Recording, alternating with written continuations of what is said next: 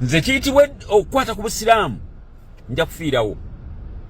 Ekiyitibwa okulwanirira Uganda nga muganda wange Honorable Hussein Kyanjo kye yafiirako nange kyenja okufiirako. Naye nga Honorable Hussein Kyanjo agenda okuvaawo ng'akulaze ti omusajja ono obukyayi bw'alina ku busiraamu bwe baali mu nsiko ye yennyini yeetuuma Kasimu Museveni gwe twogerako. Muganda we ne yeetuuma Salimu Sale.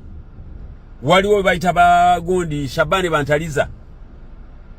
Buli omu alina erinnya ery'ekisiraamu naye nga agamanya bageetuuma so that bwe babasanga bakola ebikolobero oba bakutta abakazi bagambe nti basiraamu be babikola. Obusungu bwa Allah bubabeereko basajja mmwe. Allah akugambye mu kitabo ekitukuvu Qur'an titabbat yada Abi Lahabi wa tabba, gizikiridde emikono gya Museveni watabba naye yennyini n'azikirira. Ma agana anuhu maluhu, Museveni sente zonna zakuŋŋaanyiza tezigenda kumuyamba.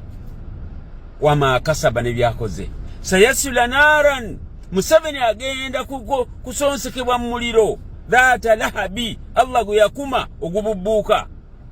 Wamraatuhu ne mukazi wani Janet Kataha ne mutabanyi waabwe ne famire yaabwe yonna. Hamalat al-hatabi, abakoze ebikolobero ku bantu fi jidiha, byonna bibali mu nsingo.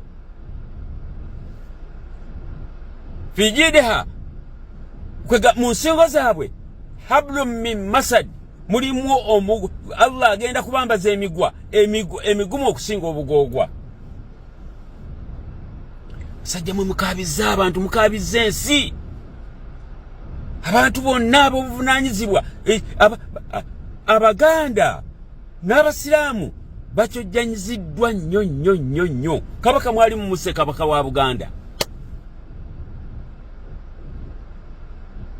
Juzi president waffe Kyagulanyi Ssentamu mwali mumuse n'abatebuka n'abayita kulitalaba. Ne Allah yafutaasizza nti yamuleesa ali wano mugundi wano mu America. At least kakati namunswa ye tumazo Allah yafutaasiza ntumala okumugjayo tugenda kukola ground work. Wallahi tujja kubatwala mwagala timwagala.